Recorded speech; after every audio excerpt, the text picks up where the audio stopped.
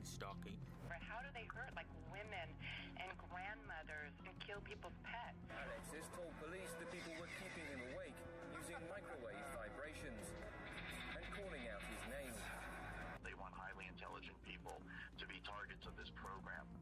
And some people are becoming the target of this matrix system of technological and signal intelligence and human intelligence control of the individual and of society. And they're trying to improve on this weapon technology, and they need sample points. They are selected for many different reasons. Often it is because they are isolated. They also tend to be people that are highly intelligent. They don't have a lot of money, friends, or family. 70-75% of targeted individuals are in fact women. But they will be organized stock. They will have career sabotage programs run against them. They'll be isolated from family and friends, character assassinations campaigns. They will be isolated slowly over time. False diagnoses of schizophrenia, manic depression, empowered individuals. Each individual fits the general profile that I'm describing.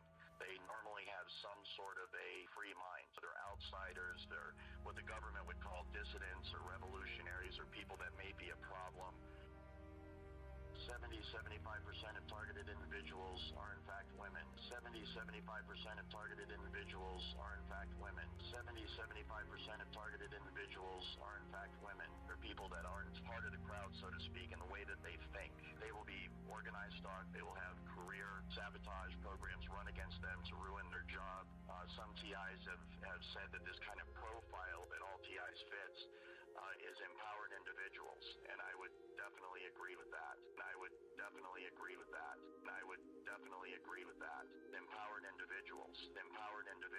Empowered individuals. Beloved, think it not strange concerning the fiery trial which is to try you, as though some strange thing happened unto you. But rejoice, inasmuch as ye are partakers of Christ's sufferings, that when his glory shall be revealed, ye may be glad also with exceeding joy. If ye be reproached for the name of Christ, happy are ye, for the Spirit of glory and of God resteth upon you. On their part he is evil spoken of, but on your part... Well, what happened in the very beginning was I had a normal life, pretty much like anybody else would.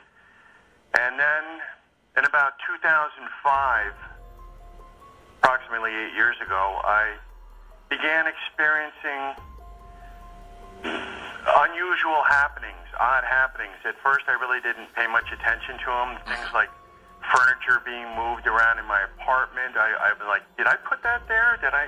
What's that doing there? And then other small things like damage to my property, to my clothing.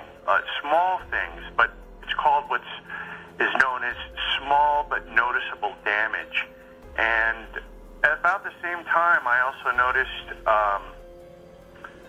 I don't know, just kind of weird things happening. Like, for instance, when I was driving down the street, oncoming traffic would flash their lights at me, blink their lights, or turn their lights on or off. And sometimes that happens, someone will turn their lights on, or they'll turn them off, whatever. Right. But they probably, if it depends if you had your brights on, maybe they thought you didn't have your headlights on, right? No, this is when I had no lights on during the day. Okay. Yeah, I'm sorry, I didn't specify that. During the day, and some cars do have the lights running all the time, but these were the bright lights usually, and there's a distinction between those two. And I didn't really notice it at first. Then after a while, I began to notice it. And then also, when I was walking on the street, walking to a store or something like that, cars that would pass by me would honk their horn a couple of times. And, I didn't really I never made the connection. I just thought people were honking. People do honk their horns. Then I got these sustained honks when I was the only guy on the street, and I kept saying to myself, what's going on here? What's happening here? It was weird to me.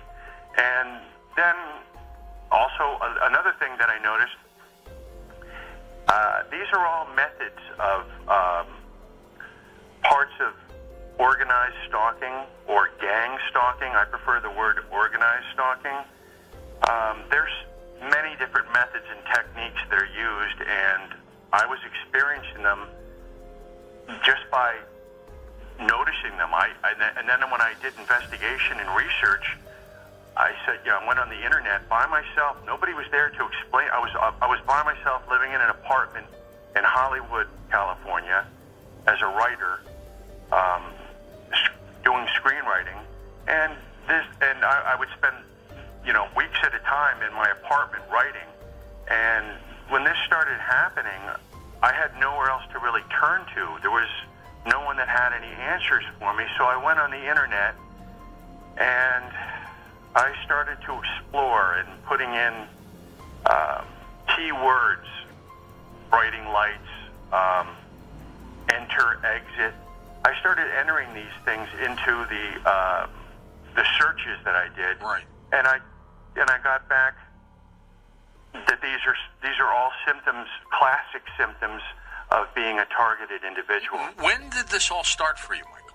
Approximately 2005, very mildly. It kind of blended into my regular life. I really didn't, it wasn't like one day I was getting bombarded and harassed. It evolved very slowly from zero to full power over a course of time, constantly gaining momentum and escalating in terms of the harassment. The obvious question, Michael, would be why you? Were you an experiment, or were they after you for some specific reason? And we'll get into the who in a second, but okay. Why you?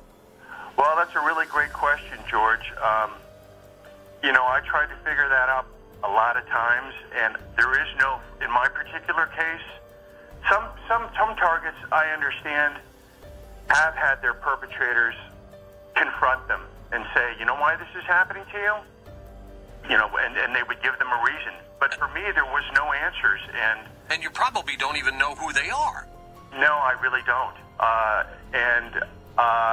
That when you asked that question, it really stirred up the question that constantly was the biggest question that all targeted individuals have is why?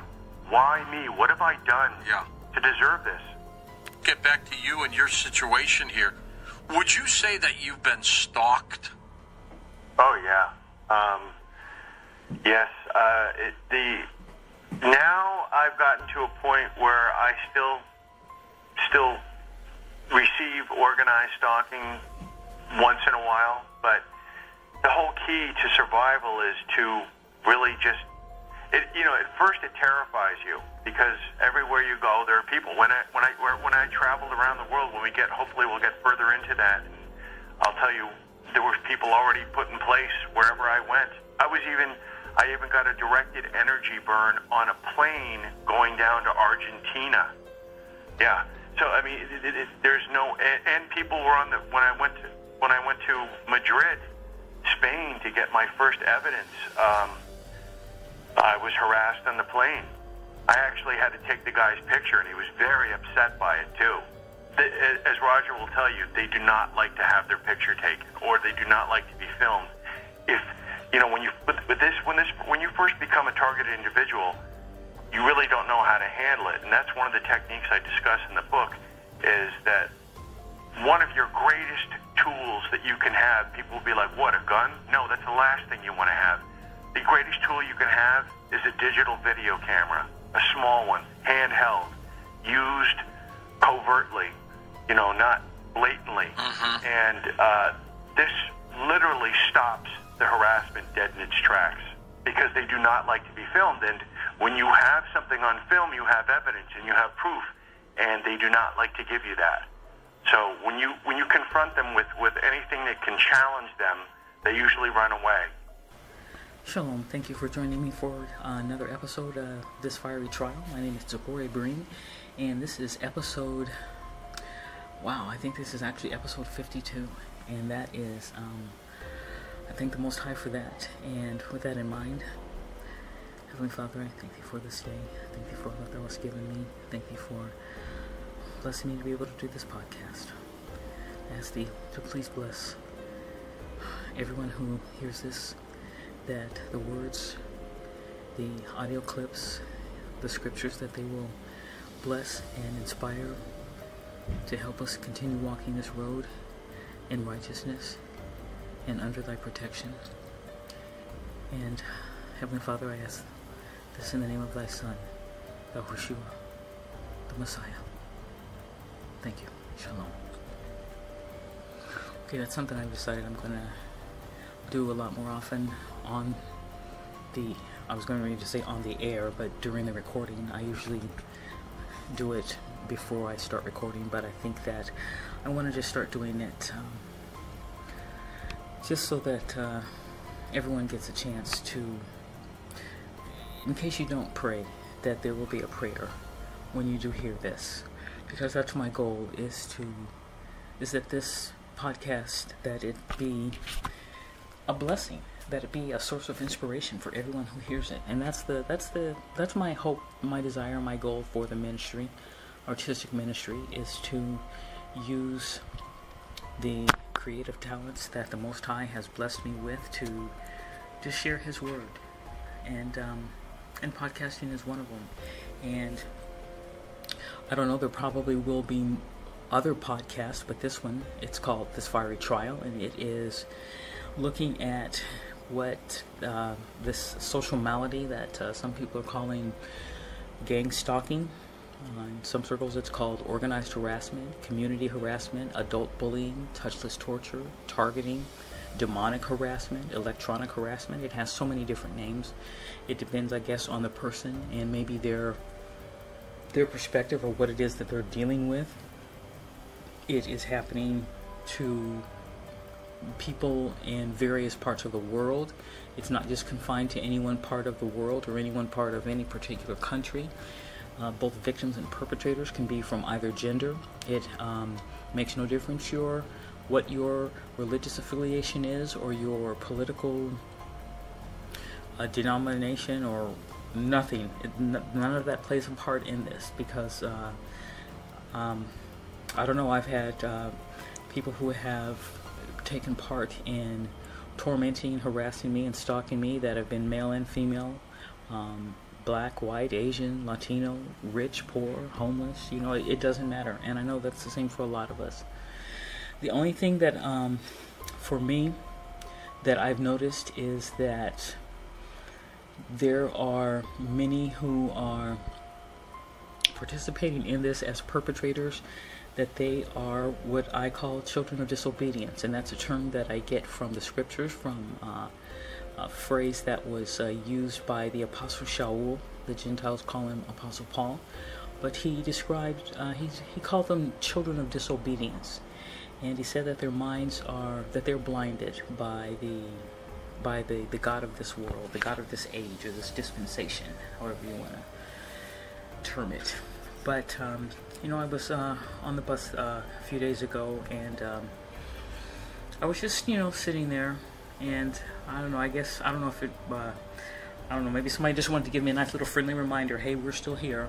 But this couple got on the bus, and immediately the boyfriend just started whistling, looked over at me and started whistling, and I looked up, and he had, of course, had on this like bright, brilliant red t-shirt, and his girlfriend or his wife, she kind of like looked over at me and gave me, this look, and she had a, on like a, he had on a red, like a baseball cap turned backwards, and a t-shirt, and she had on and a red t-shirt, and she had on a red t-shirt also. They were like color coordinated, and at first I got kind of like alarmed and offended for just like a brief second. I mean, just like that, just like a brief second, and then I found myself getting just a little angry, and I just,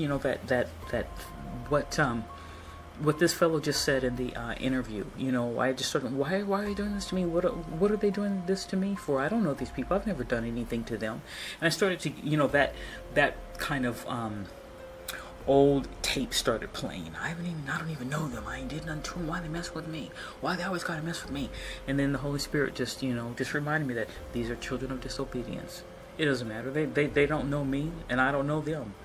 Somebody could have texted them and told them, get on the bus, and the woman that you see with the glasses and the piercing, that's her, and be sure and whistle. I mean, it could have been anything. I don't know. Maybe they were at the local, the weekly, whatever, I don't know, the weekly black mass, and they were, I don't know, doing their little going over their plans for the week. Maybe they maybe my picture was flashed with all the other ones, victims that they're messing with in the local area, and that's how they recognize me. I don't know, but either way, they're children of disobedience, and I forgive them, because I know that because they are children of disobedience, that they have no idea what's really going on.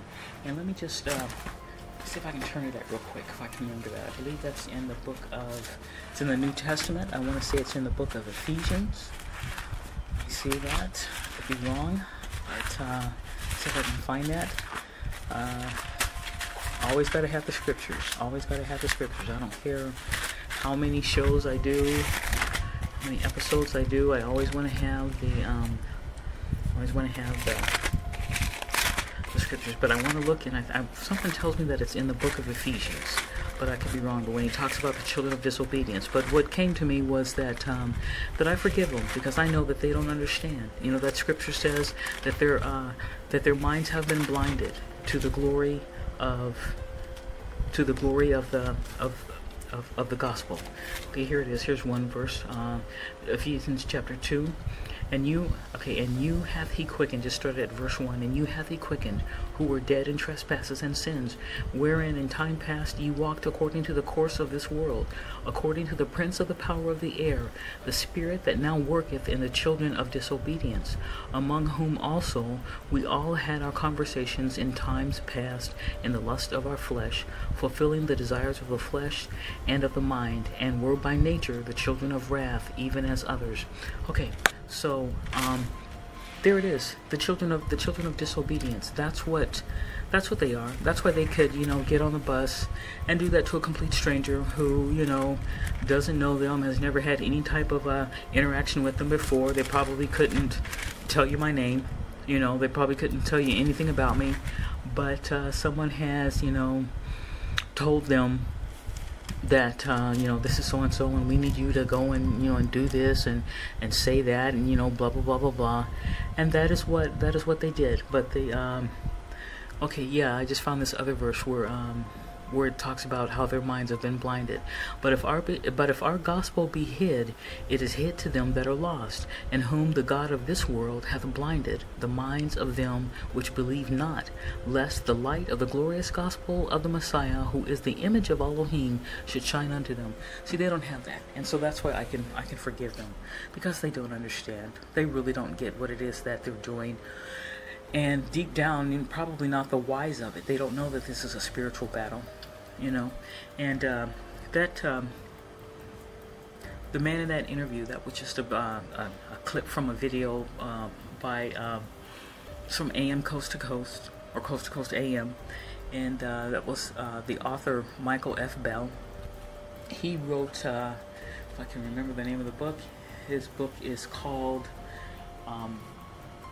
I want to say that it's see, the name just went right out of my head just that quick. See, because I started thinking about just remembering what it was that just that feeling that one of those guys, when they got on the bus, what they did, and I forgot his name, but I'm going to remember it in just a second. If not, The Invisible Crime. That's what it's called, The Invisible Crime. Michael F. Bell, if I'm remembering that correctly. That's an interview that's from Coast to Coast AM, but he's been interviewed on a few different talk shows, also by Ella Free. But yeah, it's called Invisible Crime: Targeted Individuals. And what he shared, again, I was thinking of that again, because just that question, that why me? Why is this happening to me? What did I do to deserve this? I don't know these people. I didn't under them. Why they want to get on the bus and just start messing with me? I mean, dang, what's up? Don't they have something better to do? And I guess the answer to that question would be, well, no, they probably don't. Or they've probably found a way to blend it in, to just make it a part of their everyday activities. Okay, yeah, we got to go to the store. You write down what we need. Okay, we need to get some formula for the baby. We need to get don't forget, we also need to get some of this and some of that, and have some change for transportation tomorrow. Oh yeah, be sure we need to go and harass so and so if we happen to see them on the bus. I mean, I don't know how they do it, And in all honesty, keeping it real, I don't want to know. I don't ever want to know how to do that to people. You know, I mean, there was a time when I was younger, you know, a teenager, when I was really just, you know, I could be very stupid, but luckily, I hate to say it that way, but luckily, you know, I had the excuse of youth, of being a youth. Okay, that's the only thing that would separate me from them. But you know, there's another interview that I want to, or an audio clip that I want to put on here, and that is the reason I want to put this on is because, okay, two things came up for me when I was I listened to his interview, Michael Bell's interview on, I've listened to it on the Ella Free, but then I also listened to it again through Coast to Coast AM. And I can remember the last time listening to that where I just felt, because everything that he was sharing, what he had been through, how these people he had been drugged and taken out of his apartment, and they took all of his belongings, you know, all of his shoes, they took his the money from him, they took his ID, and I mean just everything, and ended up, you know, trying to go to an ER and being, you know, hospitalized, and just everything that he went through, and meeting with the other person in the interview. I only used the clip where he spoke with Michael Bell, but there's with Michael Bell, but there's another individual on that same show that's also interviewed. His name is, if I'm pronouncing it right, Roger Tolsis, and what he was basically, he's attributed with having coined the phrase electronic harassment, because many individuals who are being targeted have come to him, and he's been able to confirm for them, you know, being able to scan them using, you know, his knowledge and his expertise, and just confirm for them that yes, they are being electronically harassed, and this is how it's happening, and yada yada yada, and helping them out in that way. And so he's on the interview also, and I can just remember at one point just feeling this feeling of just being overwhelmed, like what are we supposed to do? How are we able to combat all this? Because at one point I can remember he spoke about having an MRI and getting a confirmation from the doctor that yes, there were what the doctor called, you know, anomalies. You know, he wouldn't go so far as to say that they were literally chips or, you know, transplants or anything like that, but he just said, not transplants, but I mean plants. You know, but he said that, you know, they would just use the word anomaly, and how he was able, you know, through the MRI to get confirmation of that, and how he also, I think at one point he said one of them removed, and just going to different parts of the world and trying to get, you know, some type of a confirmation, or, you know, that this is happening, you know, and you're not, you know, crazy, and this is there, and what you're feeling here in this part of your body, and this is the CAT scan, or this is the MRI, being able to do that. And I can remember just feeling just so like this, just despair, and this kind of like, you know, well, how do we combat something like that? And because I've just listened to so many different interviews with different individuals. There's another fellow, he's an African American who joined the military. He was in the military, and he was in Great Britain, and he was in the military, but he was not involved in any of those, what they call those ABC departments. He was I forget what he did. He did like repair and stuff, but if I can remember his name, let me just look it up here real quick. Let's see if I've got this. If I can pronounce it right, Tivon Rivers, if I'm pronouncing that right. But he was a military engineer, and he talks about having dealt with the electronic weapons harassment and the V2K and community gang-stalking, and sometimes it just feels like there's no relief from this, that there's no way out, there's no exit, there's no, you know, ripcord that we can pull and just bail out of this. And just when I was just starting to really just start to get really down, you know, again, you know, the Holy Spirit, which is a spirit of comfort, you know, just reminded me, just, you know, that what it is that we need, you know, is the blood of the Lamb. And a verse that came into my mind right when I felt that, that sense of relief. Then let's just look at that. That's in the book of Revelations, chapter 12, looking at verse. Let's start at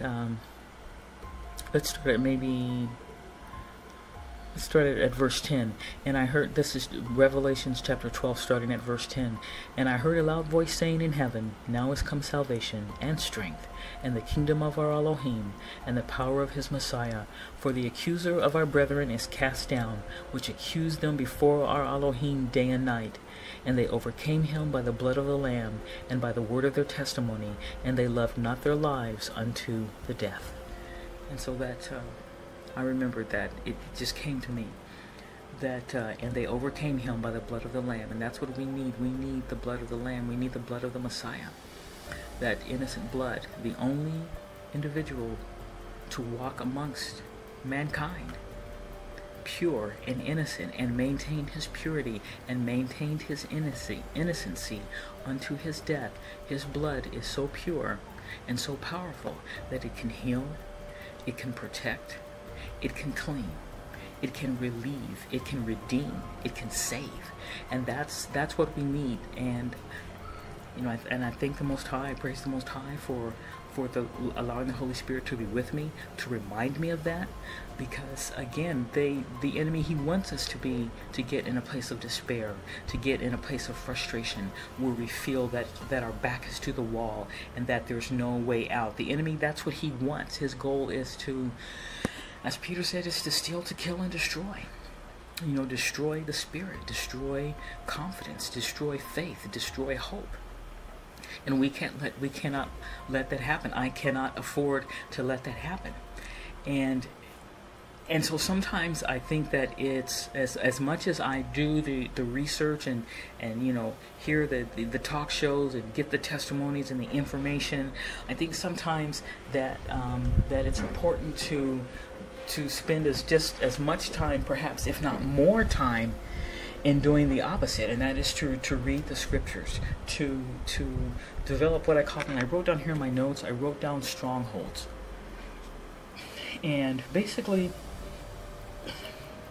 when you look at a stronghold, I've generally only seen or heard it used in relation to something negative, like the stronghold of addiction, or the stronghold of let's say fornication. Or I've always only heard it used in a negative context.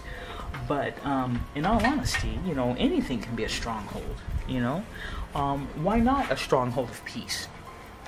Why not a stronghold of faith? I don't know that it's that by definition that it necessarily has to be something negative. I've just only heard it used in that respect. But I wrote that down. I wrote that down when I was coming up with just the different, just writing down just the different ideas and just different things that I wanted to mention in the podcast episode, and that was one of them, strongholds, because I think that it's important that we have them. Okay, that we have strongholds, that we have fortifications, spiritual fortifications, that we have, where the enemy can't break through, where he can't get in. And I just pulled the dictionary here. I'm just going to look this up here. The word strong. Let's see, stronghold. It says a place. Okay, stronghold. A place strong to hold out against attack, a fastness, a fortress, a place where doctrine is strongly held or a cause strongly supported. Okay, there it is. I like that. A place strong to hold out against attack, a fastness, a fortress, a place where doctrine is strongly held or a cause strongly supported. And I think that that I need that, and I think we all need that, because in the end, this stalking, whatever you want to call it, electronic harassment, demonic harassment, touchless torture, organized harassment, adult bullying, workplace mobbing, whatever you want to call it, the bottom line, this is a we are looking at the manifestation of a spiritual war. I believe that, and I will stand behind that. That what this is, at the foundation,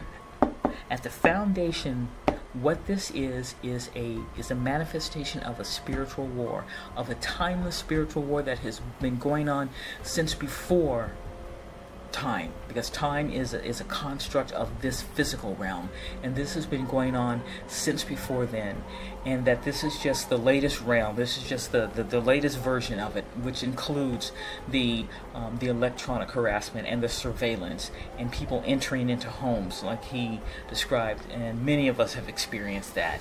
I'm telling you, how many times have I, just different things that have small things that have just been misplaced or moved, or that somehow I can't find them. I mean, I'm telling you, I think the latest one that I shared a while back was the dustpan. I have no idea where that went. Since I replaced it, I have another one, but to this day, I just wonder what happened to that.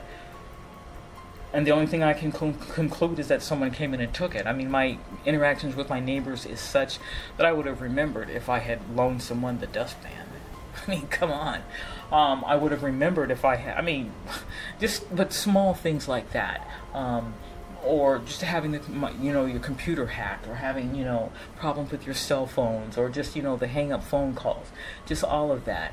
But it's meant to wear you down just constantly over and over, just day in and day out, relentless, with all of the other components that make up the harassment, the organized harassment. But we need a stronghold. We need to have a stronghold in prayer. We need to have a stronghold in fasting. We need to have that place where we can go to, that we can hold fast, that the enemy can't get us, where he can't get us, that he knows, okay, if they go there, I can't get her. I can't mess with him. If he really stands up and stands behind fasting or writing praises, and praising the Most High, we gotta retreat. We can't mess with him then.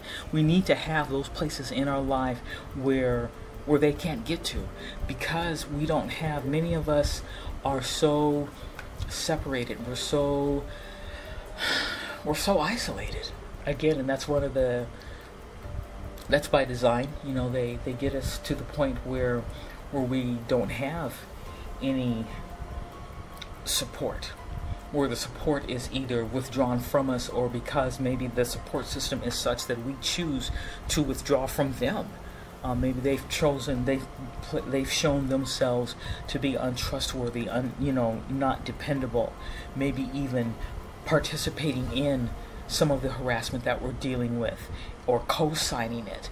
And so, we have to, just in order for our own safety, we have to move away from that which was once a support system. But we still need to, even if on a physical level we don't have literally someone there, we need to have something. And why not let it be a stronghold of righteousness? Why not really work on developing prayer or fasting? And here's why.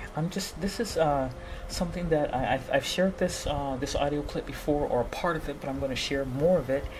And I'm going to, again, I found this was at a time when I stumbled upon this, I was not aware that I was a victim of gang-stalking. I knew that I was dealing with something, but I didn't know what it was called. I didn't know, all the different protocols and the ins and outs and all that, but I definitely knew that I was going through something.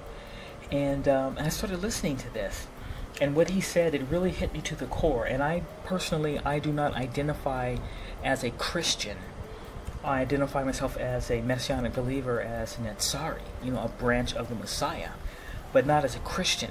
But even still, the way he was talking, he could have been speaking about me. He could have been, as far as I'm concerned, he was speaking for many, many of us who we're not children of disobedience.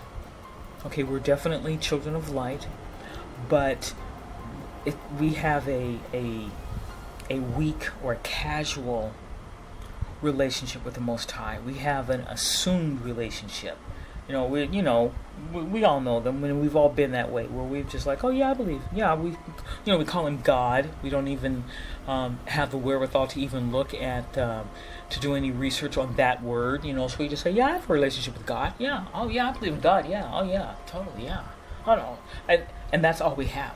We assume that He's always going to be there, and all we have to do is call on Him. Just call on Him once. We don't know. That's what we have. And so I want you to just listen to this, everything that He's saying here, and then while you're listening to this, keep in mind what I'm saying about the necessity, the importance of a stronghold. So He has principalities and powers set up over territories, very strategic. Another thing, and I've interviewed someone before that actually got involved in this as well, the astral projection. Oh, that was me. I had Jamal and JetBlue. And so your spirit would leave your body. And again, this was a satanic ritual that is really very dangerous. Yeah, like where did you go? It's you alive when you do that. I mean, you know that you're very conscious of what you're doing. So it's very dangerous because if the person don't know how to do it, they'll be pronounced dead. Period. In a conversation, pronounced dead. So there are people that had done it and weren't able to come back. Come back and die. Wow. And the pronounced dead, natural causes. What do you do? So the reason the astral projecting was so important to the dark side, it was so important to the dark side because if you can astral project and you've been escorted by a demon to astral project and go to certain neighborhoods. See, I was able to go to a certain neighborhood and curse the neighborhood because if I can take over the neighborhood and the spirit realm, I was able to take over the people. And the only neighborhoods I was not able to take over were the Christian neighborhoods that were up at night praying for the neighborhood. Oh my goodness. They have more power than anything I can imagine. So, did you recognize that Christians had a power available, and how did you feel about that? Because you were on the other side. Upset because I didn't finish the task. I didn't finish the mission. I will astral project. I will go into the neighborhood. I will be like midair, and then I see this group of people, and I know they were Christian because at the time they were dressed funny. They were dressed with the whole big ponytail and all that other stuff. They were around. It was real hardcore. They were holiness. Yes. Holy rollers. Holy rollies. They were probably praying in a language too you didn't understand. They were holding hands. Yeah. In a circle. And that means unity. That means there's power in unity. You can't break that. That's where 2 or 3 are gathered. Exactly. And I was not able to penetrate that. And they would chase me out the prayers, and they would chase me out of the neighborhood, and I would just leave frustrated and angry because that night nothing got accomplished. Did you recognize that it was Jesus and His power was stronger than yours? At the moment, no, because the frustration, the anger, and the bitterness that I had towards Christian, I became bigger and bigger and bigger. So my mind was so saturated with. I didn't have a mind. I didn't have a conscience. I had a mission to destroy, kill, steal, and destroy. Every Christian you come across, recruited Christians, hurt Christian families, hurt Christian babies. We had a book in New York, in America. I was the third person to get this book that has symbols of the book, of different demons, of different principalities, a different way of killing people through witchcraft. And then this book was no one had a copy of this book. You couldn't have a copy of this book unless the devil signed off on it.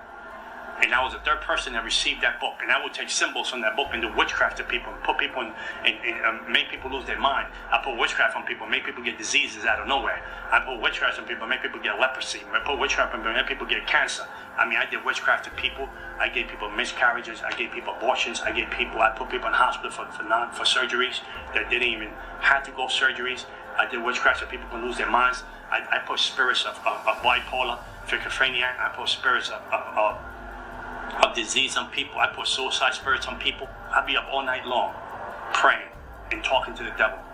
When Christians can't even go to church for 1 hour. When Christians can't even pray for 1 hour. The spirit realm is more real than the natural realm. And we fail to see that. And whatever is not covered with Jesus Christ is an easy target to bring down. Like the atheists, I can kill them easily. They were easy to kill. The Jehovah's Witnesses were easy to destroy. Moment later, it was easy to destroy. The people that will walk around and say we don't believe in the devil, they were easy to destroy because they will not seek any spiritual help. I remember a time that Nikki Cruz group came into my neighborhood, and it's called Truce. They will come and do drive-bys in my neighborhood. They will do like worship, and then they'll preach a word and go to another corner and do the same thing. And I came after this group to try to bring them down. This group, and they were young kids. They were like 18, 17, 16, 20. I mean, so I said, how dare they play this junk, this filthy music in my neighborhood, what today we call worship. This filthy music in my neighborhood. I'm going to go after them. I'm going to destroy these kids. So when I went up to where they were at, there was a wall of fire around them. I couldn't penetrate and touch them. And there was something pushing me back. Every time I tried to throw demonic forces again, there was something that would just push me back. And I was able to touch these kids. And I said, there was something here. It's not right. Something is not falling into place. So I walked away and I left them alone. I didn't want to deal with them. I said, okay, they won this first round. Okay, I wanted to share another scripture with you. This is in 1 Corinthians chapter 9. It's just one verse, verse 24. Know ye not that they which run in a race run all, but one receiveth the prize? So run that ye may obtain. And the reason I just wanted to share that is because for me, and this is looking specifically at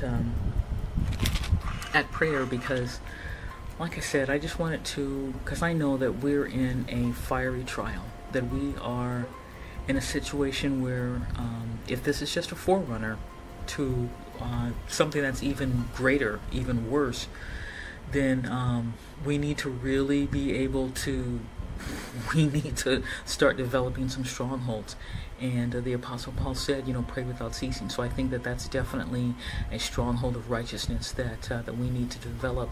And also, I just wanted to point out again, and I've said it so many times, and I'm going to keep saying it, that this is a fiery trial, that this is a fire that is so hot that the Apostle Peter, that he likened it unto a fire that is used to melt and liquefy metal. That's how hot it is. That's how intense it is. And we know that. Many of us, have had personal experiences. With all the experiences that I'm sharing, there are some that I'm choosing not to share because they are so personal, because they are so private. And I know that you have them too, where the enemy, these targeteers, these children of disobedience have gotten into our lives, and they have destroyed relationships. They've destroyed our trust. They've they have inflicted much damage on us. And they're not going to stop. If anything, it's going to be amped up even more.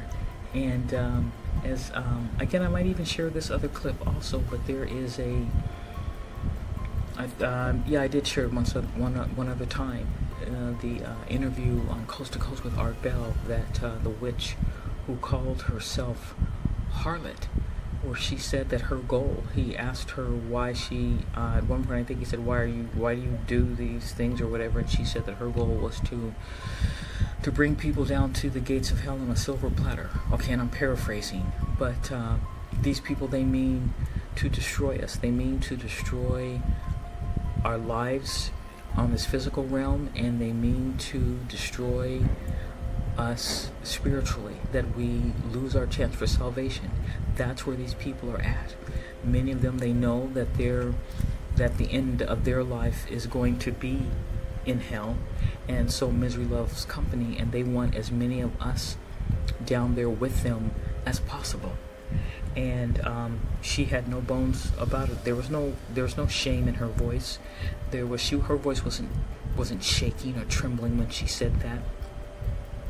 And I can remember the very first time I heard that, my jaw kind of like hit the floor, and again, I might play that again, but just what, I think Art Bell's reaction was like, I think he said something like, "Good Lord!" I mean, he couldn't believe that she said it either, and I'm kind of laughing at it now, but I'm more laughing at just his reaction, But they want to destroy us after everything that they put us through on this earthly plane, just destroying our family relationships, destroying our loved ones, destroying us professionally.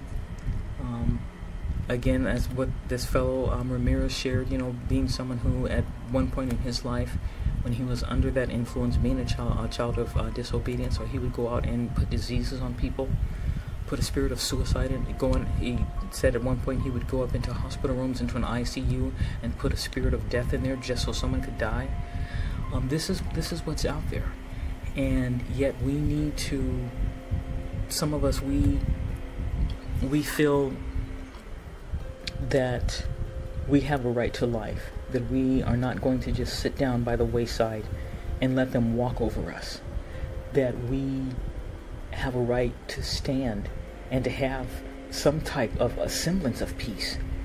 And that I think that sense of conviction comes from the Holy Spirit.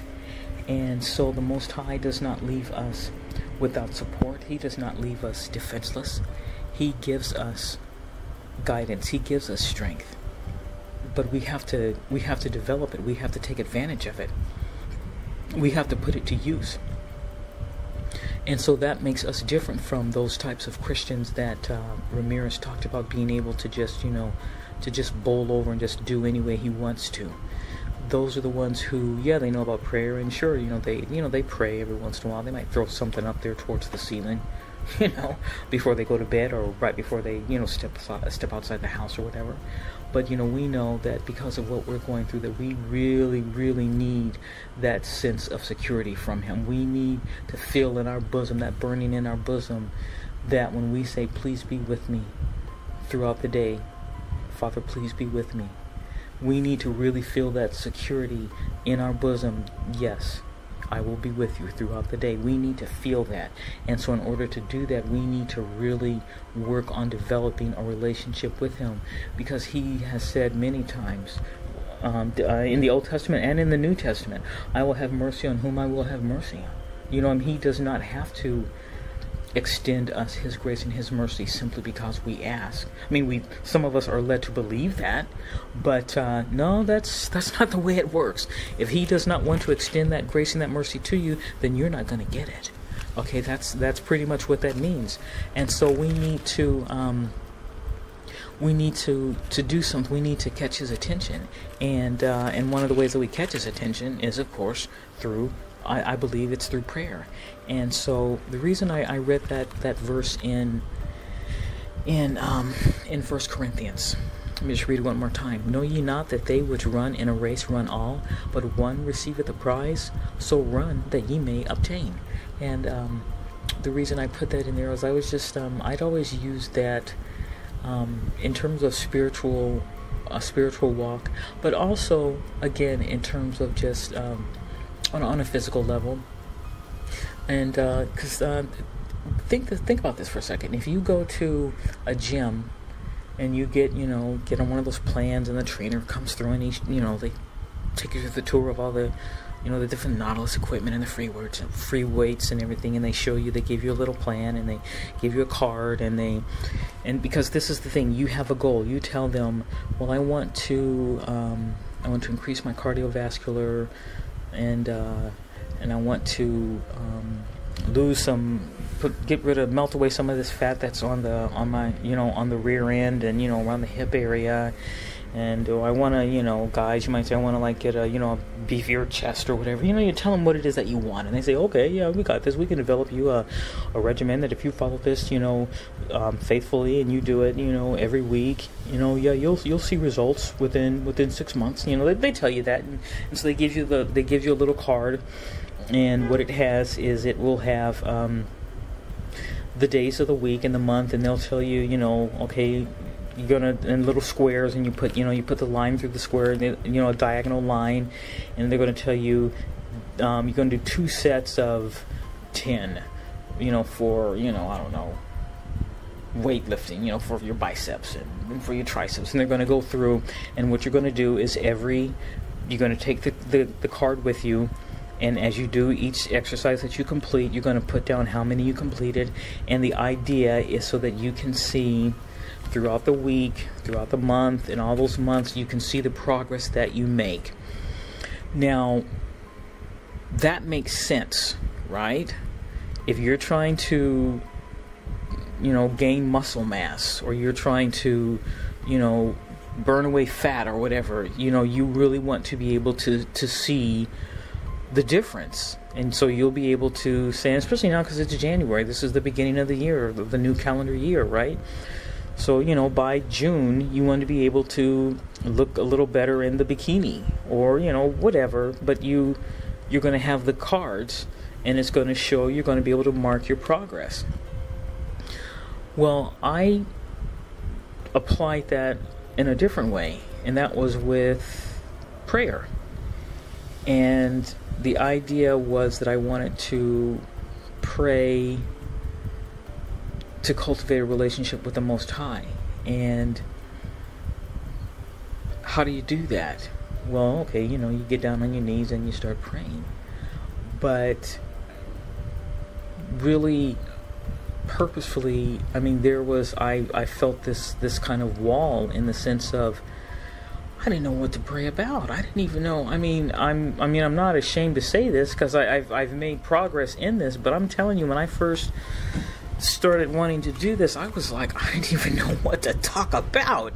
And this is, and I was raised in a quote unquote Christian, in the church, living literally right up the street from the church. You go down there and clean the church on the weekends, and in the summertime, be the ones down there cutting the lawn and stuff, and being there on Sundays and during the week, Wednesday, and and yet now as an adult, not knowing how to do this. And so if I'm willing to have a card and put down how many reps I do, and do it, the little squares for losing weight, or, trimming, away fat, burning away fat or whatever, well, why not apply that type of a diligence to building a stronghold of prayer?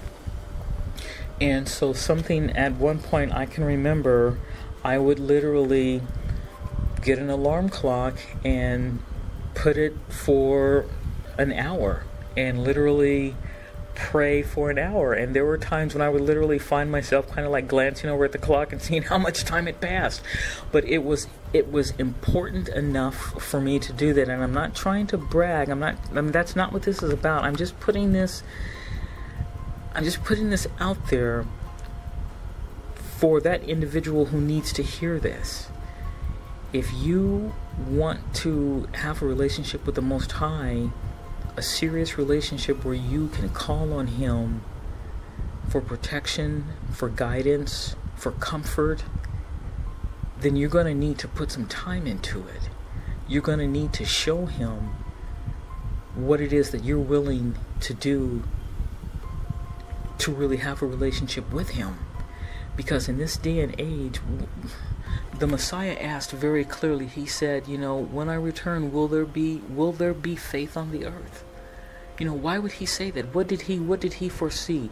What did He know? Did He see this time period that we are in? Because look, there's more, it just seems like there are less of us, Netzarim, or branches of the Messiah, than there's less of us and more of these children of darkness, more of these children of disobedience. Okay, that's what seems to be the case.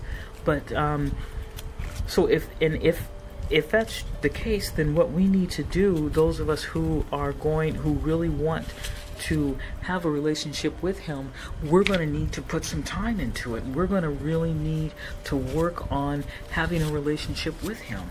Well, how do you do it? I think the same thing, that same type of diligence needs to be done.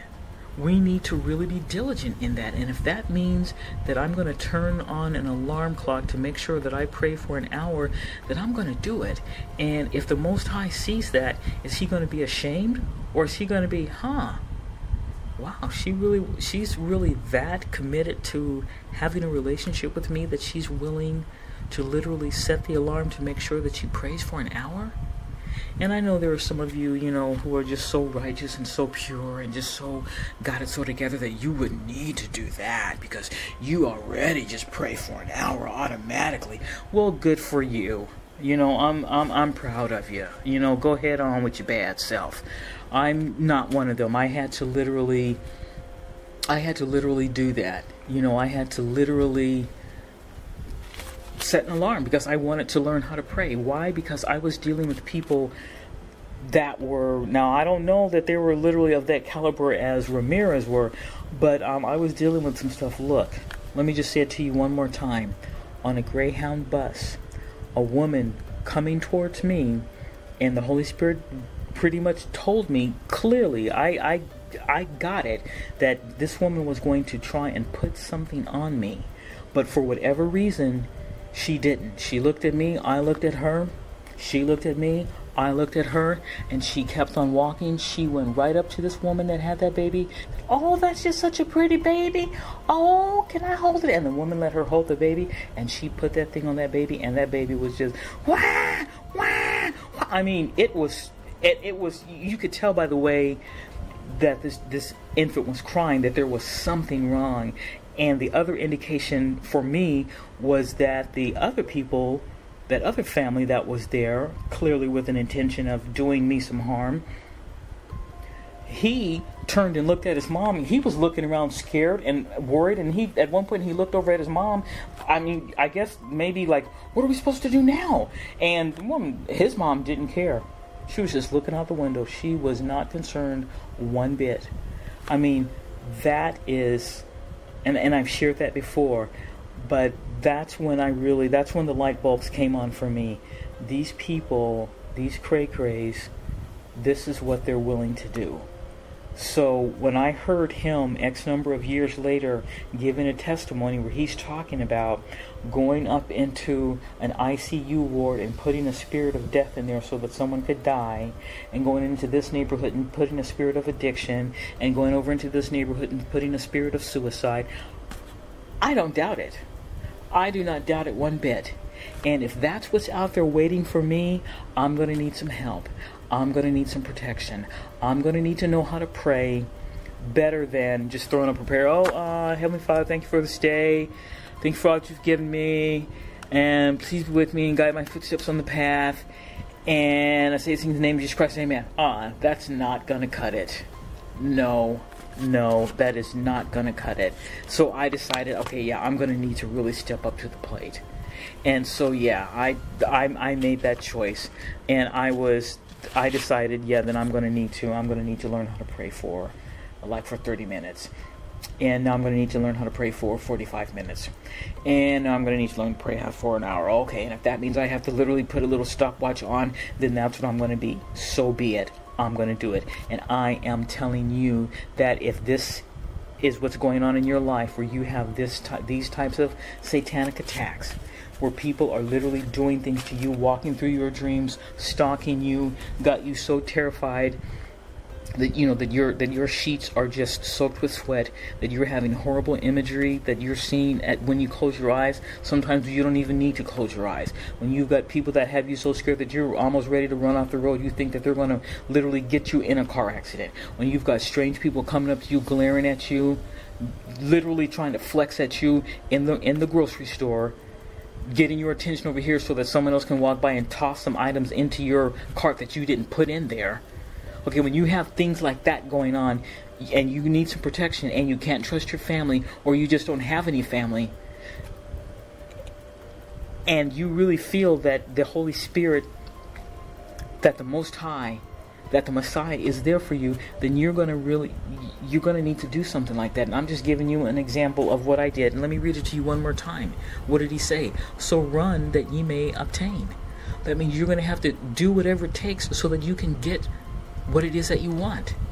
And if that means literally getting a prayer pillow to put underneath your knees so that your knees don't get too sore, then do that. And if that means putting, you don't have to turn the alarm on. Maybe just go, okay, it's 1:15 right now. Okay, 1:15.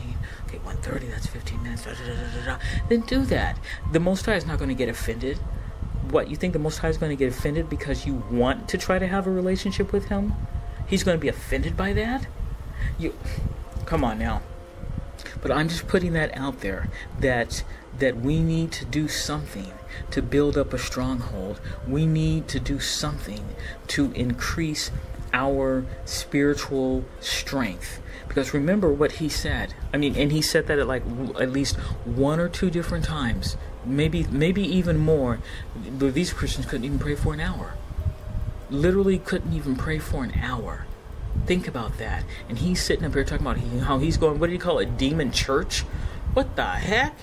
He's in up here communing with these demons and doing this over here and doing this over there, and he did this to his own flesh and blood, and this one and the other one. And go back and listen to that episode where I put that one clip in there where he talked about how the Christian woman, how he literally he enjoyed going after Christians. How someone came and said, this woman is creating a problem for me, and I need you to do this. And he said, yeah, I'll do this, and she's going to be dead within 21 days, and and I'm only going to charge you a couple $1,000. And then of course the woman said, oh, but she's a Christian. He said, you know what, forget it, I'll do it for free.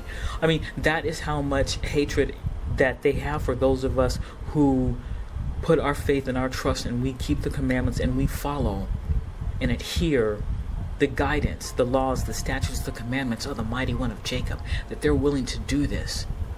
But also remember something he said, that he mentioned at the very end, and I'm going to try and maybe put it at the end of this episode. How when Christians, he said, when they fall short, when they miss the mark, all that shows up is grace and mercy, is mercy and grace. Because we know that the Most High is a loving Most High, that He is a loving Elohim, and He understands the situation that we're in. He understands, and so He has that type of compassion for us. And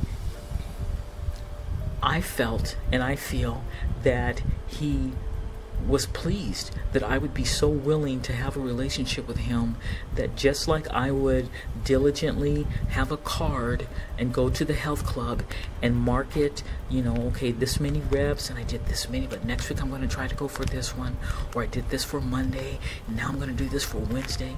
If I could do that diligently there, and I applied that same type of focus, that type of diligence into having a relationship with Him, this merciful Elohim extended His mercy even more. Who would have a problem with that? Okay, remember, I'm just going to read this to you one more time. The enemy you are afraid of, the forces you are afraid of, the principalities you are afraid of, the powers, the demonic entities, the witchcraft activities and manipulation, the conspiracy of hell, and the kingdom of darkness that you are afraid of is actually afraid of you. That is why you must take a stand. They are throwing their arrows in fear. They are shooting their guns in fear. There is no power behind their attacks. Why? Because they have no courage. Their fear has sucked up their energy. Their fear has sucked up their strength. Their fear has sucked up the courage out of them. They are not fighting from the place of victory. They are fighting from the place of defeat. And you are standing at the place of victory. That's a place of victory. To be willing to do something like that, to develop a stronghold of prayer. Why would that be a problem? And I'm putting that out there for you to think about that. Like I said, maybe, but that's just my example of prayer. Maybe your stronghold that you decide to develop in righteousness to help you be strong when these stalkers come at you, maybe it might be in another area. Maybe it might be in writing praises. Maybe it might be in fasting. Okay, I mean, you know you, and you know what works for you, what has helped you righteously come to a place of peace, to righteously overcome a certain spiritual attack. Sit down, go back over your life. What was it that you did? Has it been consistently that happened? Well, then that might be an area where you have a weapon. Maybe you might need to develop that weapon even more. Is there a problem with that? I don't think so. How could you develop that? What could you do to really turn that into a stronghold? So much so that when you even start to look like you're going to pick that up, the enemy retreats. Oh man, there she goes again. You're going to do some acts of charity. Well, okay, we'll try it. Okay, and they back away. That sense of discomfort, that sense of anxiety, that sense of fear all of a sudden dissipates when you started to do that. Well, that might be a stronghold. What's the problem with developing that? And behind all of that is faith. I mean, remember, we've got to do something. I mean, again, maybe I should just play some more of his testimony, what he's talking about, what he was like, the things that he did. Because I listened to that and I I couldn't believe it that someone was out there doing that. But then again, I could, because I remembered what had happened on that Greyhound bus when I was coming across the country to California. What that woman had done. That someone could do something like that to either to me or the infant. Why would you want to do that to anybody? But I mean, hey, again, these are children of disobedience, and they have been blinded. Their minds have been blinded. But Peter says very clearly, be sober, be vigilant, because your adversary, the devil, as a roaring lion, walketh about, seeking whom he may devour. He's going after everybody. He's already got them. He done already devoured them, many of them. Okay, but there is hope for them, but they don't know that. Okay, but he's devoured them, and he's looking to devour us. And that's what, hey, we just tell ourselves, we ain't going out like that. We're not going out like that. Okay? We're not going out like that. But let's listen to some more. We got a hedge of protection around us. And we can walk into this place, we can chase demons out of here, we can curse it right to the ground in Jesus' name, and there's nothing that the devil can do. I mean, I had so much money. Beautiful cars, beautiful woman. I had it all. I lived in the world. The people, my neighborhood, they were terrified who I was. They said, if you mess with that guy, your family will die. If you mess with that guy, he don't need a gun. He'll kill your family in his sleep. My daddy was awesome. My daddy was, he knew he gave me powers beyond I could imagine. He gave me powers that people had fear me. The police had fear me. The securities in my neighborhood had fear me. People that knew that I was the devil's, they would call me the devil's son. I brought Christians to their knees, not to prayer, because they had no power.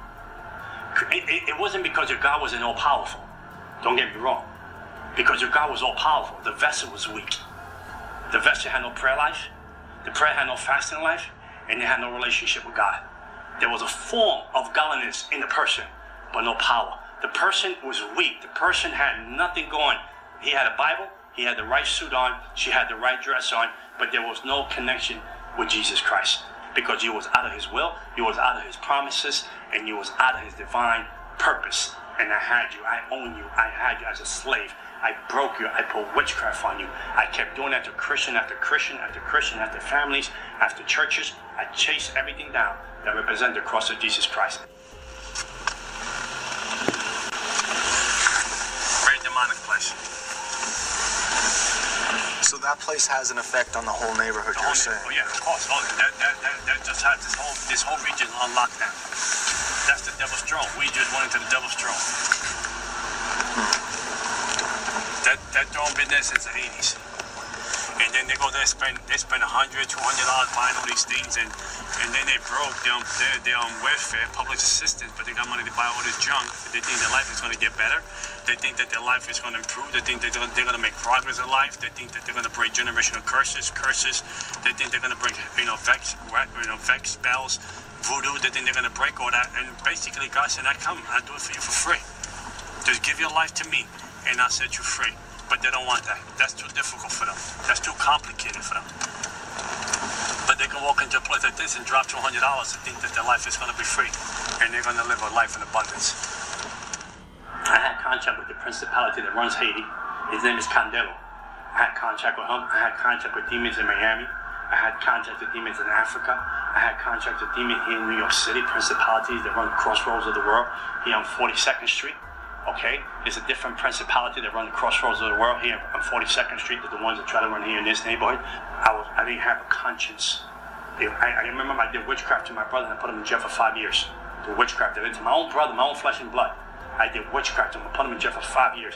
I did my other brother. There was a warlock. He came into my house one time with an attitude, and the demon jumped on him, and he ran out the house. He couldn't hold the pain in his stomach. My mother can bear witness to that. I did so much ceremonies in my body. I did so much ceremonies in my body. The last ceremony I did was not only sell my soul to the devil. I did a ceremony that I had to swallow animal blood and gunpowder. It was called Sansi. Sansi is a ceremony of Haitian and French that you do this ceremony with a demon. So when I go to people's houses and eat, they can't put witchcraft on the food. I did that kind. I did all the ceremonies you can do. I would go to demon church. And every year, we will have a meeting, a secret meeting. All the high witches and warlocks will have this meeting to find out what principality we was going to usher out and bring in to run the region. We were more organized than the church itself. The kingdom of darkness was more organized than the Church of Jesus Christ. We know how to do ceremonies. We know how to do things before the year was over to prepare ourselves for the next year. When Christians couldn't go to church and pray for 1 hour. When Christians could go to church and have a consistent relationship with God. I even took a sabbatical from witchcraft. And the devil punishment took my eyesight for 1 year. I was completely blind for 1 year, registered with the Commission of the Blind. I was completely blind. They was training me to use an eye-seeing dog. And they was training me to use one of these sticks that you use that you walk the streets with. My mother took care of me for 1 year. My eyes went black. And a mist of gray went over my eyes. I was completely blind. And when I gave my life back to the devil, after 7 surgeries, the devil gave me back my eyesight. And I could see again. And that was my punishment for taking 1 year off. I wanted to take off. The devil said, you want 1 year off? I'll give it to you. He took my eyesight. And that's the world I lived in. If you mess with the devil, he'll kill you, he'll kill your family. There was a fear that will grip you beyond measure, that you could not leave this religion. You could not leave Santeria, you could not leave Palomanyumbe, and you could not leave spiritualism. The doctors could not explain how I lost my eyesight. Meanwhile, Christians, and I was like, why Christians do bad? And Christians sometimes miss the mark. And the only thing that shows up in their house is grace and mercy. When you show up with the devil and you do something the devil don't like, he kills someone, he kill your family member. And I remember the devil warned this lady. She said, you can't be with that person no more. And she didn't care because she was in love with the person. The devil demon possessed a homeless guy in the street. He took a hammer, hit her 17 times over her head, killed her. Yeah. Okay, was that just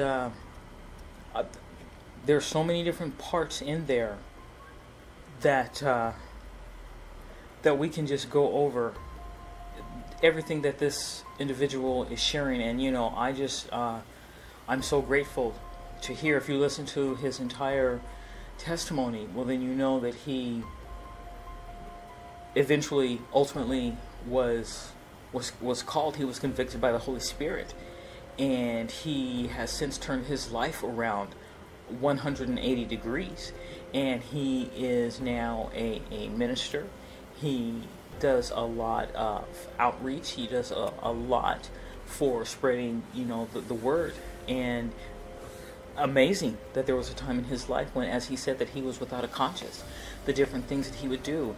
And I know I've shared snippets, I think smaller snippets, smaller clips of his testimony, where he spoke of just the different things that he would do, going into neighborhoods, astral projecting, and leaving these spirits of suicide and addiction and murder, and just randomly just putting them in neighborhoods to just literally destroy people's lives, because he had made these different, as he called them, these contracts with these demons and these devils to do that. And the part where I felt where the Holy Spirit convicted me was, like I say, even though I don't identify myself with that term Christian, there was a time when I did have that type of an attitude, that kind of a nonchalant attitude where, I would pray, just, right before you go out of the house. Many of us do it. We just kind of, bow down and say, Heavenly Father, thank you for today, please watch over me, and amen, and walk out the door. You know what I'm saying? And, and don't even think about doing it when we come back in. Maybe we'll pray over the food, maybe not, but, just, going to church maybe every once in a while, maybe for, again, for one of these pagan holidays, maybe go for Easter service or something like that, and think that, that everything's okay, that everything is just, all right with the Most High, that He's okay with us, and He's going to be there when we need Him, and the idea that we might have to literally cultivate a relationship, with Him is not there. And I felt convicted, when he said that you've got these, he called them Christians, who can't even pray for an hour.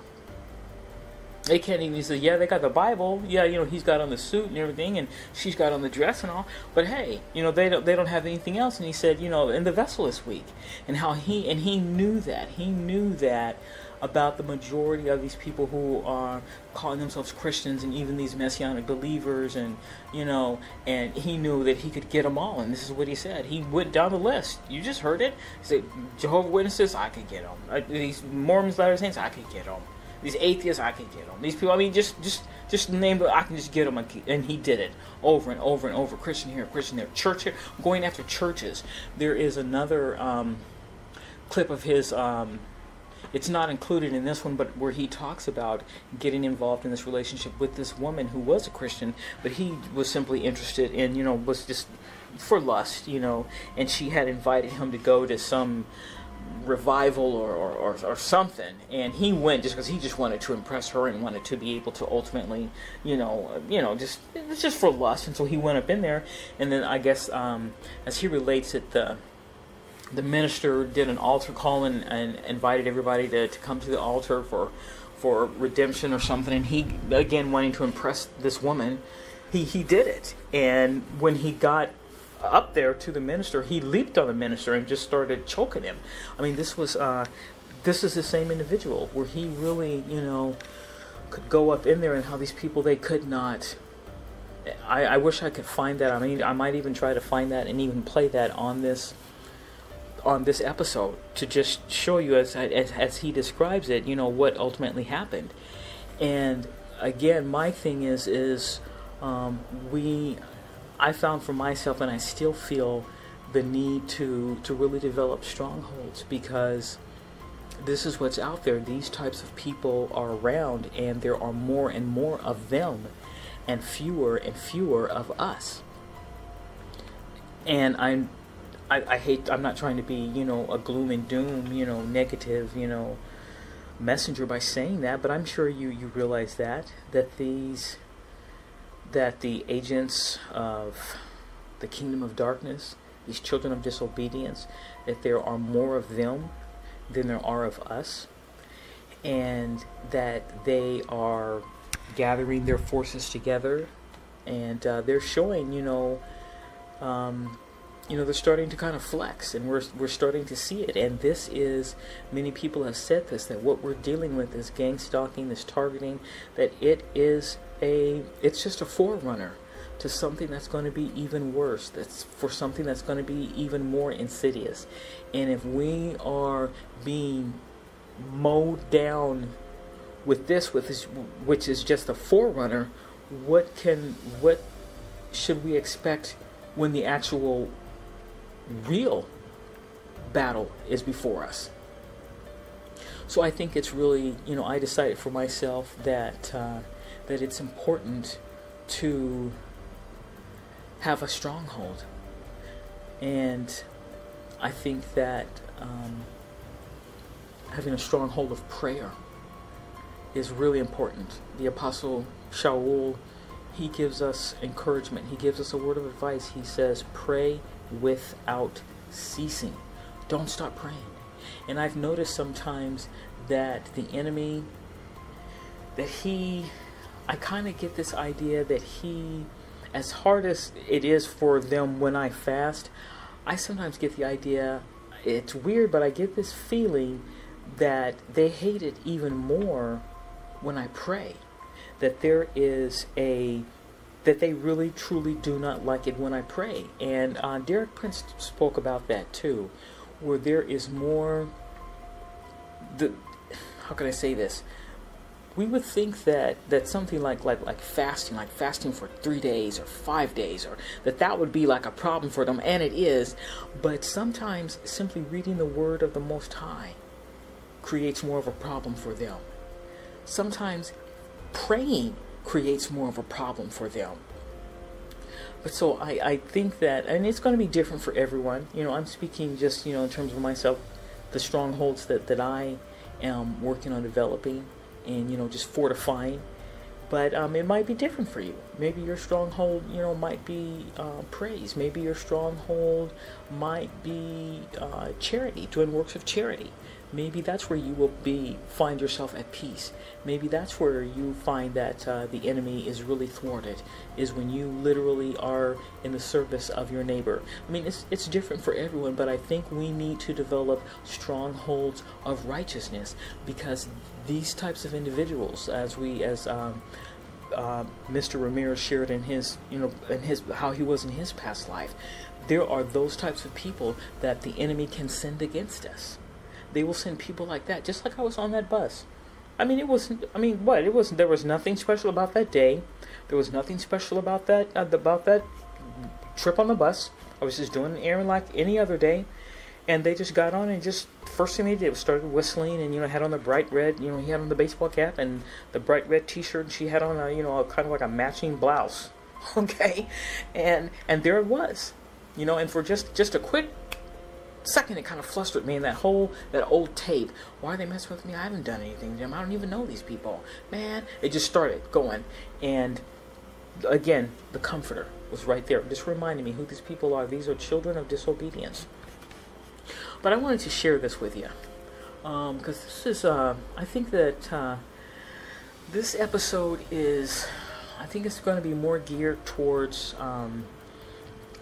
really just driving home the importance of us building up our faith and having resources that we can fall back on, because we can and I'm sure many of us have done this, just open up your computer, turn it on, get on the internet, and on the Google search line, just put in the word gang-stalking, and it's gonna come up. Thousands of entries are going to come up. That's how commonplace it's getting. That's how much it's there.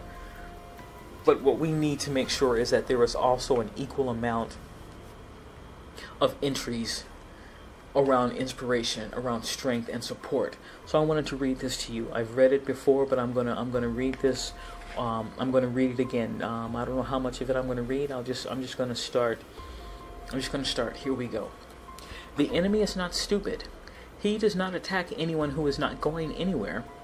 He doesn't resist or oppose people who do not have a future. He doesn't stop people who don't carry great destiny. So, the more attacks you have, the more indication you have that you are carrying something extraordinary in your spiritual womb. The more attacks you have, the more the kingdom of darkness focuses and concentrates on your destiny and your life, and concentrates on the purpose of the Most High concerning your life. It is an indicator that you are headed somewhere. It is also an indicator that you are close to the promise. It is also an indicator that you are about to stumble into something big. When the enemy attacks us, it is not because he is courageous. He attacks us out of fear. That is why that thing you are afraid of, that thing is afraid of you. When the enemy opposes us, he opposes us out of fear. The enemy you are afraid of, the forces you are afraid of, the principalities you are afraid of, the powers, the demonic entities, the witchcraft activities and manipulation, the conspiracy of hell, and the kingdom of darkness that you are afraid of is actually afraid of you. That is why you must take a stand. I was recruited into the realm of witchcraft, into spiritualism, to learn to be the third high-ranked devil worshiper for 25 years. Because a lot of people watching hear this and don't really understand the magnitude of how real the spiritual realm is. Absolutely. I mean, the devil comes to kill, steal, and destroy. My job is to paralyze you in the spirit realm, because everything starts in the spirit realm. If I can paralyze you in the spirit realm, then whatever has to happen in the natural won't happen. So I will operate in the spirit realm. The spirit realm is more real than the realm that we are in now, because everything starts in the spirit realm. It's more real than the oxygen you breathe. What's happening in the spirit realm? There's a war taking place. I have to keep you away from the plan of God, no matter what, at any cost. You keep saying you. So when you say that to me, I'm understanding you to mean that when you were in Satan's army, I'm just going to say it like it is. No, absolutely. You would actually take on the role of a soldier for the devil. Yes. To do what in the spirit realm? In other words, to do witchcraft, to do tarot card readings, to do spells, to paralyze their neighborhood, so the cross won't reach that neighborhood. So the people in that neighborhood will know that it was a spirit of poverty, a spirit of prostitution, drugs. I feed that spirit in the neighborhood to control that neighborhood, so the cross of Jesus Christ will not come into that neighborhood. If you're a believer, to make you believe that the Christ you serve wasn't real, he was a fantasy. The cross is a fantasy. The cross is a figure of your imagination. I was very good at that. I had like a PhD doing that. Wow. And then after that, I discredited the cross, because I had to discredit the cross, because if I can discredit the cross, you had nowhere to run to. Sure. So you were vulnerable. You were in the middle of nowhere. So now I can come and attack. It's like a lion. He chased the hurdle. He goes after the weakest prey. And then he attacks and focuses on that weakest prey, so he brings us down. So I have to separate you from the cross. So I'm able to separate you from the cross and to make it a figure of imagination, I knew that there was gateways and portals that you were open because you were struggling. So I would hold on to that and then bring you down. Well, I would sit in the church. I would go to church as a demon man and sit in the church and break the unity of the church or break the unity of the spirit going on so people won't get saved. Wow. What was your goal? What was the game? What was the end game? Move up the ranks as a devil worshiper. Move up the ranks, make my daddy proud. To fulfill my assignment. Did you actually see things you couldn't explain take place? I would sit with the devil like I'm sitting you with today. I would talk to the devil all night long. He would manifest in human form. He would come into my house. The presence would change. The atmosphere would change. The room would change. Your presence was there. I sold my soul to the devil. I got the marks in my body here. I got the marks here. I got the marks here. I got the pentagram carved into my flesh. So I would sit with the devil all night long and speak to the devil because the devil wanted fellowship. Now, John, you can appreciate that's hard to believe. I'm not questioning you. I'm saying the people watching right now are saying, wait a minute, I see that in the movies, but this doesn't happen in real life. Right. How do we respond to that? I mean, you really saw the devil. Yeah, absolutely. Sat with him, sat with demon, principality. There's two worlds. There's a kingdom of darkness and the kingdom of heaven. There's people that seen angels. There's people that had an encounter with Christ. So if you can see that, then there's a devil. Sure. There's an opposite. Right. If you can't just believe part of the Bible. Exactly. You can't believe in miracles and not expect to see them. You can't believe in that Jesus raised from the dead. Right. And not believe in that kind of real supernatural world is what you're describing. Right. And you saw it. I saw it. I lived there for 25 years. I mean, you can't, Jesus talked about more about demons, cast out more demons. Wasn't that a third of his ministry? Exactly. Why do we not see more of that today? Because the church is preaching people happy. They're not preaching people free. Say that again. The church is preaching people happy, but they're not preaching people free.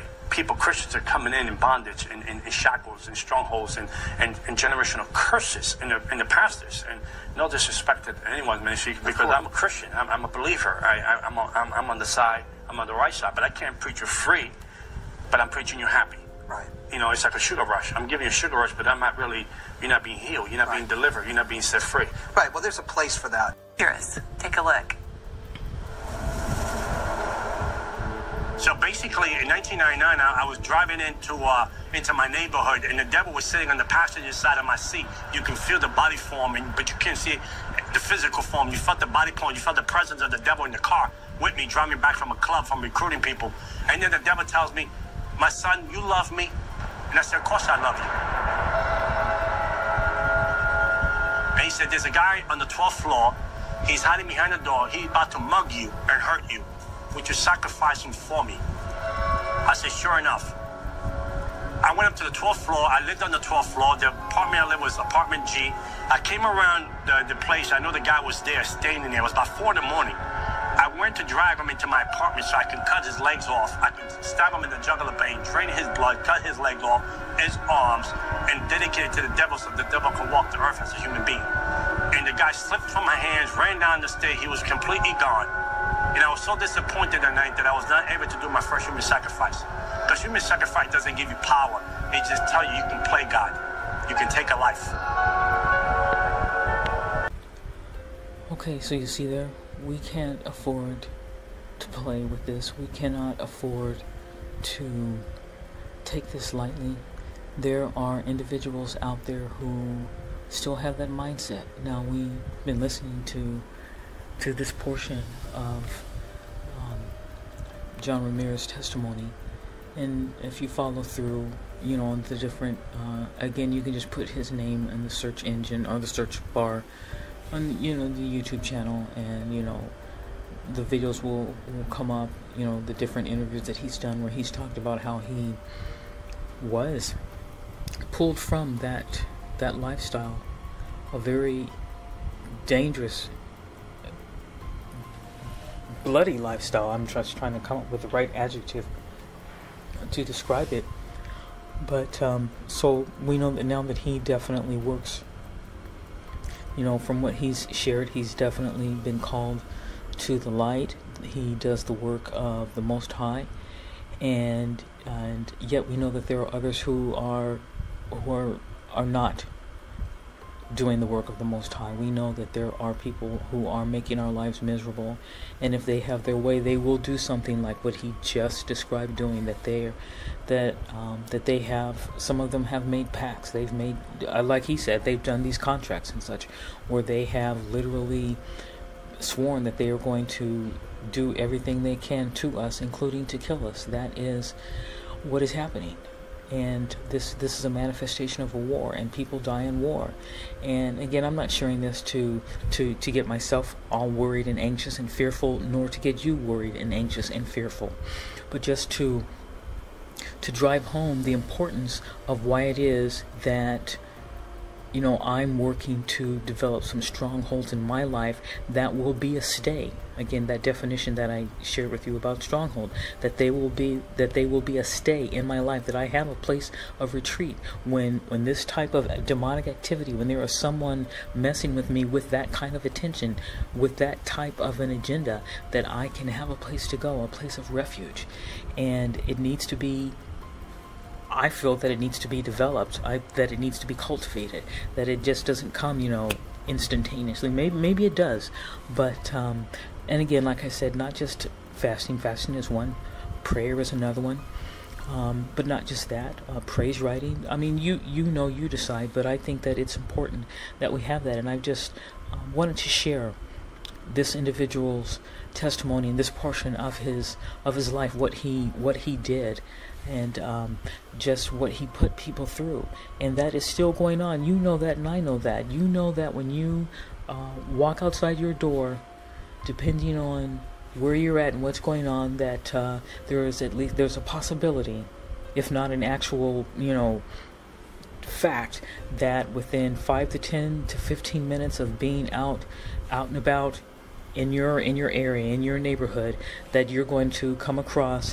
one of your perpetrators who's going to say or do something, even if it's just to walk by and cough, or to do some form of street theater, that it's out there. And maybe that might be the benign end, but then there's also the possibility of coming back home and finding someone has been in your house and moved some things, and might be planning to subject you to a night of just spiritual attacks throughout the night, keeping you awake, depriving you of sleep, even on and on and on. We know how bad this can get, but we need a stronghold. We need some protection, and at the same time, we can be there for one another, which is what I hope that this podcast, you know, will do for you. I know that even in doing it, just doing the podcast is helping me, and I hope that it's helping you out also. But scriptures, like I said, reading you just a portion from that sermon, just sharing that again with you, finding different sources of inspiration so that we can stay strong. Because again, this type of, we'll be lucky if we're one of those who is fortunate enough that this goes away and we never have to deal with it ever again. That's so good, and I praise the Father for you if that happens for you. I really do. And then there are the rest of us where that might not be what happens. And there was a time when I used to, when I would kind of feel bad about that. And I'd heard a few different people doing different, videos and, talk shows and such, where they were saying that, they somehow put some type of a time limit on this, that if you are dealing with this for longer than 5 years, that there's something wrong with you and you need to look at your life, because apparently they've got some idea that after 5 years or 7 years or something that it should be over with and you should never have to deal with it ever again. And maybe that's true. Maybe has happened to them and to other people in their life, but I know that is not the case for me. I know that it's not the case for many people. I look at the examples, the role models, the lights that the Most High has preserved here in the Scriptures, and I know that was not the case for them. That was not the case for the Apostle Shaul. He was stalked and tormented and harassed and eventually set up and actually killed behind what those Jews who basically felt that he had turned against them, that he betrayed them, and they went after him. We know that was also the case with our Messiah, our Master and King, our Redeemer, who now stands on the right-hand side of the Father, that they tormented him and stalked him and used gaslighting against him and set him up And look at what eventually happened to him. We know that we look at the life of King David. Things did not end for him. The trials and the stalking and the targeting, it didn't end for him when he became king. In fact, it went on into his second generation. Meaning, into his children. We look at what happened to Tamar. We look at what happened with Absalom. I mean, this. Again, if you're one of these where it goes away and you never have to deal with it anymore, right on. But for many of us, that's not the case, and so we need to. What is it saying? Go just gird our loins and keep going forward. And if for some reason it does go away and we never have to deal with it again, my hope is that I will have learned some life lessons that I can continue to use throughout my life, making sure that it never does happen again, if I should be so lucky. But again, I just wanted to share that with you, the experience that he had growing up and what he shared in his different documentaries, just to drive home the importance of why it is that we need to develop some strongholds of righteousness to help us make it through. Because, hey, especially if you want to make it through, then you're going to need some strongholds. And I'm saying, hopefully, this guy's what he shared, how he lived his life, what he did, that it will be an impetus for you. Especially for me, it was it really hit home and hit the mark when he spoke a bit. What he said about the Christians, how they couldn't even pray for an hour, how the majority of them were weak vessels, how it didn't matter it didn't matter their denomination, it didn't matter. He said Jehovah Witnesses, he had no problems messing with. Mormons, Latter-day Saints, he had no problems taking them down. He had no problems taking down, as he said it, Christian after Christian after Christian, even going after churches. Just the different things that he would do and how successful he was. And yet, there was something that he said also, that it didn't escape me either, and I mentioned this before and I'm going to mention it again. He was perplexed that there were times when these same slothful, slovenly Christians who were lacking in their prayer life, he said when there were times when they would miss the mark, and he said the only thing that would show up in their house was grace and mercy. And that is what we have. We have a loving Elohim, who is the creator of the world, who knows that we are fallible. He knows how he made us. He knows each and every one of us. And he knows the steps that he has ordered for us. And because he knows that we are in a world where the landscape, the spiritual landscape has been darkened, where the majority of the people have their minds blinded, and and those individuals, the world has been given into their hands. So they have set up a world, and we are victims of this world. And so that means that some of that darkness, it's going to get on us. We're children of light, but we still have some of that darkness coming into our lives too. And so sometimes we do miss the mark. Sometimes we do fall short. And that's when his grace and his mercy can be extended to us. And I believe that even though it can be, we need to make sure and guarantee and give him a reason to extend that grace and mercy to us. And if he sees us struggling to really do things like to learn how to pray longer, to learn how to pray deeper, if he literally sees us struggling and working to do that, I believe in my heart that that's going to impress him, and that would be an incentive. That would move him to extend his grace and mercy to us. If he sees us struggling to really learn how to fast, and to fast with, be effective with the fast, that's going to move him. Because in this world, while it might seem like there's a lot of people that are really going out of their way to learn how to fast and to learn how to pray and to memorize scriptures and apply the concepts to their life, I'm thinking that there's really not a lot of people. It might seem like a lot when we're online and we're all maybe in the same chat room. It might seem like there's a lot of people, but remember, we're all spread out through the four corners of the earth, and we really are a minority. We really truly are. But I just wanted to share one last scripture before I say shalom, and that's in Romans chapter 8. Let's start at verse 37. Nay, in all these things we are more than conquerors through him that loved us. For I am persuaded that neither death, nor life, nor malachim, nor principalities, nor powers, nor things present, nor things to come, nor height, nor depth, nor any other creature shall be able to separate us from the love of Elohim, which is in the Messiah, Yahushua, our Master. Shalom, everybody.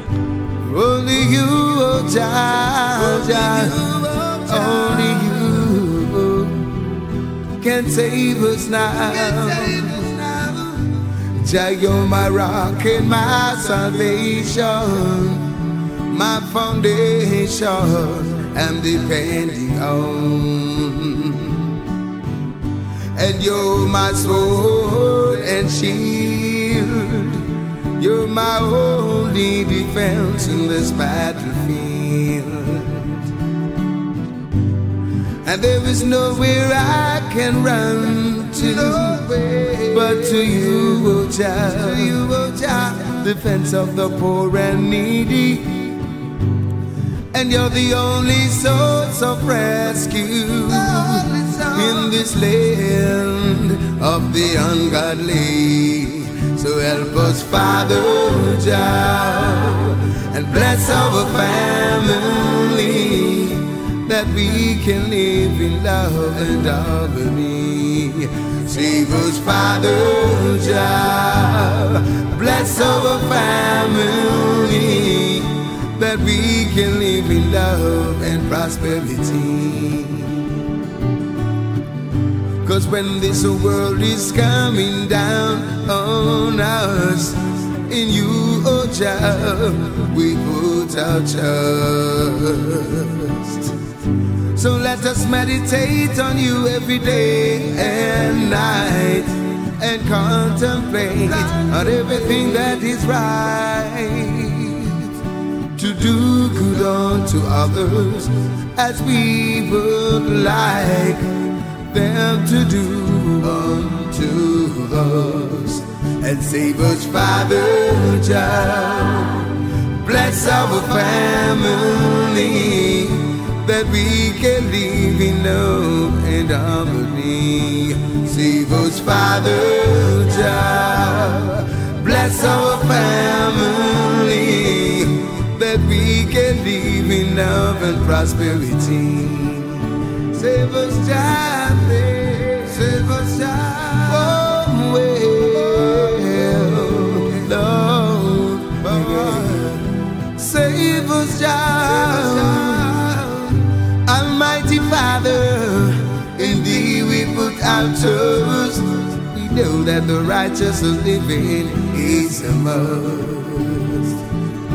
As you promised unto Jacob and Abraham, that our seeds shall be just like the sand. So help us, Father Jah, and bless our family, that we can live in love and harmony.